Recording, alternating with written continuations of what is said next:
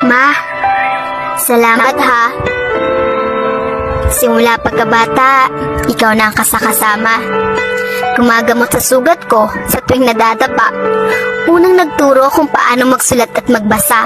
Minsan nga, napapalo mo pa. Ikaw rin ang unang nagturo sa akin kung paano maging mabuti sa kapwa. Mama, alam kong pagod ka na.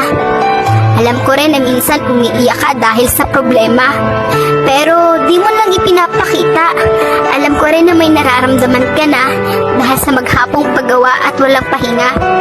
Ingatan mo naman sarili mo, Mama. Di kasi namin kaya pag may nangyari sa iyong masama. Sorry, Mama, kung matigas ulo ko. Di nakikinig sa mga payo mo at pabalang kung sumagot sa'yo.